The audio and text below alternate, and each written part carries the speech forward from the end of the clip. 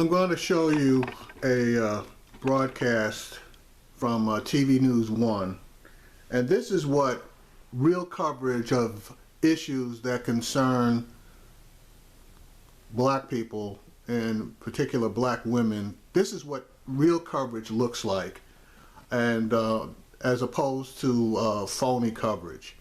So I'm going to start this broadcast now so that you can see where I'm coming from.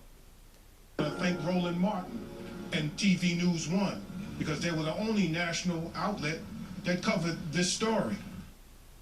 Folks, welcome back to TV News 1 now. Folks, I need to hear the audio. We're about to have a simulcast right now with the Tom Joyner Morning Show. In just a few moments, we're going to talk to the grandmother, 59 years old. Janine Ligon, who took down Daniel Holtzclaw. He raped and sexually assaulted a total of 13 black women. And what happened was, she was the one who went to police and said this guy forced me to perform oral sodomy. It was her testimony, it was her going to the cops that forced them to investigate this case and led them on the path to the other 12 women. And so right now, again, I'm going to go to the Tom Joyner Morning Show in just 1 second for an interview. And remember, Holtzclaw was convicted on 18 counts, charged on 36 counts, guilty, forcible oral sodomy, guilty, rape in the first degree. And again, he faces up to 263 years in jail. Let's go right now to the Tom Joyner Morning Show right now. Okay, if you want to hear that portion of it, you can locate the that video on News 1. Okay, but this is Monday coverage. Now I'm going to go back to okay, and the verdict was announced Thursday night. This is News 1 covering this on Monday. Okay, now I'm going to go back to the coverage that News 1 gave this on Friday, which was Friday, I believe it was the 11th. And I'm going to, I had already viewed part of it, so I'm going to After show you the coverage. 45 hours of deliberation over 4 days, former Oklahoma City officer Daniel Holtzclaw has been convicted of raping and sexually assaulting 8 of the 13 black women who had accused him. Holtzclaw, who just turned 29, openly wept when the verdict was read. We, the jury and panel, that sworn in the above entitled cause, do upon our oaths find as follows. Defendant is guilty of the crime of sexual battery and set punishment at 8 years. Joining us on the phone is civil rights attorney Demario Solomon Simmons from Tulsa, and on Skype we have Grace Franklin, the co-founder of OKC Artists for Justice, and columnist Goldie Taylor. Welcome. Joining us also on the panel is Joya Jefferson-Nuri, CEO and founder of the In the Public Eye Communications, Gianna Caldwell, Republican strategist and contributor to TheHill.com, and Angela Peoples, co-director. Welcome and thank you for joining us. Good morning, thank you. So, what I want to talk to you all about this morning is the impact of this verdict, and whether or not this means that we're actually beginning to see some advancement when it comes to black women, black men in this country, and justice. I am floored by the fact that he was found guilty. I was nervous, right? We've been in this position often over the last several years and have ended up disappointed time and time again. And yet, of course, we know that with the convictions, wasn't even convicted for all 13. It was just the 8 women. So I want to start with the panel, and then we'll go to the phone with Demario. I do believe, like you, I was very nervous because throughout the trial, it looked like the women were on trial. Mm-hmm. That they were being paraded out as worthy of rape. That's what it looked like to me. When the verdict came down, I did believe we are seeing a new day. For this officer to be convicted, for the officer in Chicago to be accused of murder, the crime being murder, I think we are moving into a new day. Mm-hmm. Mm-hmm. I think that while it is, I was also surprised and shocked that the officer was found guilty. I think that the fact that many of us were so shocked and we're anticipating the worst case is something that we need to talk about in terms of thinking about the impact of not just this case and the assault on the women, but sort of our collective psyche and how we think about the position and experience of and value of black women's lives in this country. I also think that for me, there's a lot of a higher bar for our people who opt in to be police officers, to be public servants. I think that we expect more, and we should expect more. But I don't think that when it comes to how these when police officers commit a crime or are accused of a crime, I don't think that high bar then is also translated to the penalties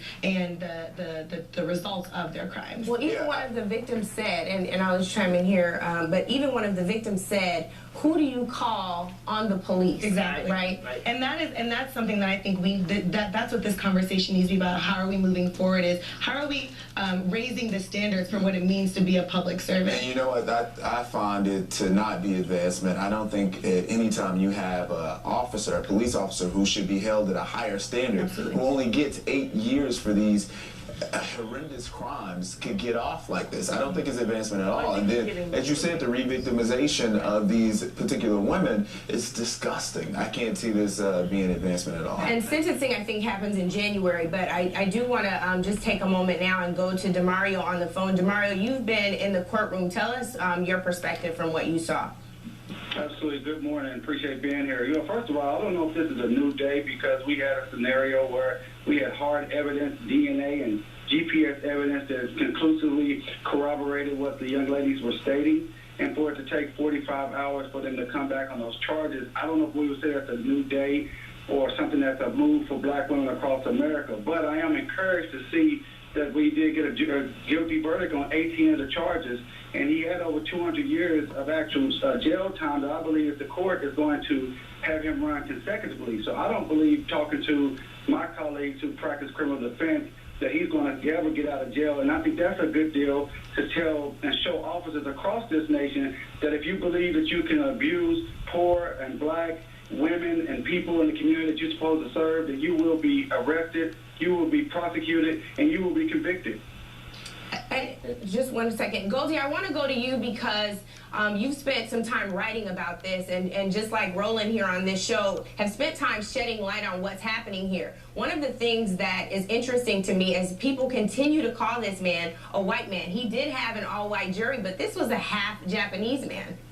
He was a half-Japanese man who identified as white.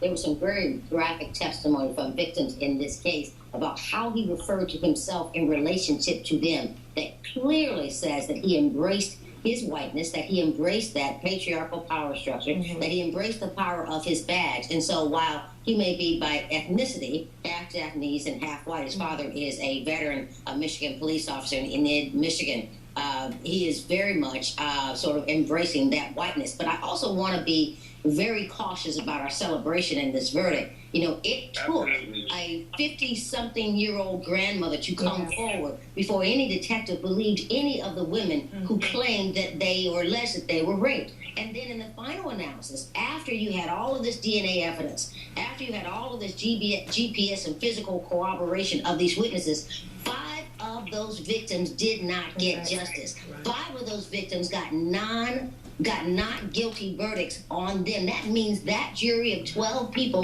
did not believe them. Was it something in their background that caused these 12 people not to believe these 5 women? We'll never know unless the jury comes out and talks about that. And so I consider this a very mixed verdict. On the one hand, we had some victims that the jurors found credible enough to convict on their 18 charges, but we found 5 other victims that this jury patently did not believe. And I think that's where we really have to sort of think about this. So are we in a new day? I think we're seeing some real progress, but I think until victims are believed from the start, that's when we've got real progress. And I think that's really fair. Go ahead, Murray. I think it's really important to understand that those 5 women who were not received guilty verdicts, it could be because of how the prosecution actually portrayed them. Some of those women came into court shackled in an orange jumpsuit, so it made it very difficult for their credibility to be at the level that needs to be to overcome a reasonable standard, a reasonable doubt burden that the prosecutor had to prove. So, Grace, I want to go to you because I'd like to know, from your standpoint, you've been protesting, and I want to know, from you, how much impact do you think that had? Would we, if you hadn't been out there with others, would we have ended up with an acquittal? Did that validate in some way some of these charges and give credibility to these women who, as DeMario just talked about, were made to look like they were guilty of something wrong, even though, as Joy said earlier, they're not on trial? I think if we weren't out there, this would have been swept under the rug. One of the things that has happened in regards to his ethnicity, when this story first broke, he was always described as a white police officer, always, never changed. Until we got further into it, people started to feel like we were making this an issue of race, and then now he's a Pacific Islander. When he's never self-identified that way, none of the women ever identified him that way. He was either identified as a white male or Hispanic. So when we were out there, that's one of the issues that we pushed was about changing the narrative of this story. With the women coming into court in orange jumpsuits, shackled, we brought that issue up as well. The issue of bail going from $5 million to $500,000. I think none of those things would have been talked about or brought to light until he had the acquittal. And then everybody would have been looking back 2020 saying, well, what happened? So I think it was important for us to be there to put pressure on the prosecutor and the the prosecutor and the defense as we moved along this trial. Angela, I know you wanted to chime in. Yeah, well, I just wanted to chime into the point that Goldie made about, sort of what a new day could look like. I certainly think that much more credence and support for victims is one step in that direction. I also think that it's from what we understand of the case, this officer very much preyed on poor folks and black women, people that he thought were not going to, that didn't matter.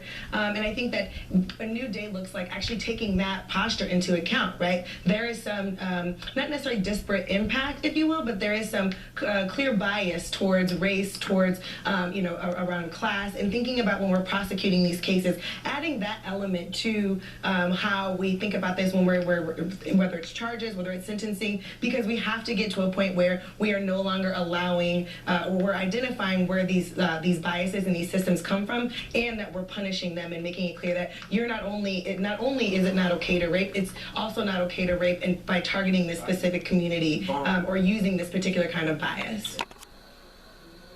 Now I cut that portion short because they basically had covered all the bases. Now as far as the coverage of this, Fox did not cover any of this either that Thursday night or that Friday, and I scanned all of the Fox early morning shows. CNN, to their credit, began covering this story Friday morning at 2 a.m. Now, I can kind of understand MSNBC not covering it at that point because all they do at that point is do their reruns of their previous evening shows. But first thing in the morning, and the first main show that comes on is Morning Joe. Morning Joe did not give this story 1 minute's worth of coverage, not one. Jose Diaz-Balart, to his credit, did give this story coverage, approximately 6 minutes within his 2-hour frame. I don't normally watch Tamron Hall, and then Andrea Mitchell gave this story a full run. But, excuse me, this is the reason why a lot of black people don't believe that we are getting a fair shake. Now, I'm going to play this portion of the Advised Show video, which they played the complete press conference on Friday morning at noon, whereas MSNBC played a small portion of it, then cut away from it. Fox, obviously, again, did not cover any of it, and CNN did the same thing as far as cutting away. As when Figueroa, the lady that he was talking about that called Attorney Crump, and I'm going to make my comments very brief. I live in Houston, Texas, but I was born and raised in Oklahoma City. My mother worked at Channel 4 as the news director assistant for over 15 years. Uzi Brown Washington was my mentor. And I am ashamed at the lack of coverage from Oklahoma City media, as well as the national with not covering this case as it should have been from day one. I reached out to attorneys who represented not these women, but attorneys who were involved, and asked, why is there no coverage? And they said they did not want any attention on this case. And I have the email to prove it.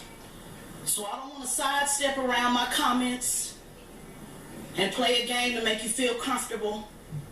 I want to be clear that I'm ashamed.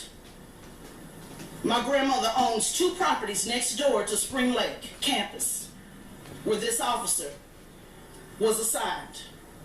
I've been pulled over on the east side in my Mercedes-Benz with a Florida tag numerous times for no reason at all. With tears in my eyes, I called Attorney Crump and told him, about these women, you were never alone. Because I've been riding with you since day one. You didn't know me, and I didn't know you, but I've been fighting for these women for the last year. I've been begging for an opportunity to speak to the family. Mr. Muhammad didn't know me. His lack of trust for the media was clear. When I called Mr. Pruitt and said, connect me with the family. When Roy called me and connected me to Mr. Muhammad, he didn't trust me, he didn't know me. Because the media has shamed these women. The media has said that these women did not have the right to speak up. And so because of that, the delay has been where we could have been on this a long time ago. So I appreciate you being here now, but I want to know where you're going to be tomorrow. And the day after that, and the day after that, when more women come forward. So are you kidding me that if those sentences run concurrent, this guy could be out in 7 years after terrorizing 13 black women that he targeted? Now, it's just the justice system. And that's why they say that we don't really get any justice for anything. And it goes back to really what Crystal Muhammad was saying, is how you're going to go to somebody that was originally oppressing you and ask them for some sort of justice. Because we never really get it. And the only time black people get justice out of anything is after black people start tearing some stuff up, start destroying some sort of business, start stopping the money from flowing. That's the only time black people get respected, unless they're doing something like that. But if they be peaceful and say, well, let the system work and all this other stuff, this is what happens. Now, all right, I'm going to stop and I want to thank Phil at the Advise Show for being able to get the complete press conference, including the last woman who spoke as an advocate, and just pointed out that mainstream media did not cover this. Now, I will say this. I have been on this story ever since it broke, and I have been tweeting, emailing, texting MSNBC, CNN, and Fox, asking for them to give this story coverage. And just as the lady said, they purposely did not cover this story. And the only reason that I can think of is because it was 13 black women versus one white cop who, after everything went down, all of a sudden becomes a Pacific, Asian Pacific officer, which is a bunch of crap. This guy had been portrayed as white all throughout this, from the moment that he was arrested up until the point where the jury rendered its verdict. Mainstream media has an agenda, and the agenda is that they are out to protect white privilege and white is right at any cost. And this particular story, event, is a prime example of what actually does matter to them. In their opinion, black lives don't matter unless there's a riot or some kind of destruction. But when there's peaceful protest and people trying to do right, to them it's not newsworthy. So I'm going to post this video as quick as I can. My computer's down. I'm supposed to get it back in about 3 hours, and at that point I'm going to try to get this video and a previous video that I posted up.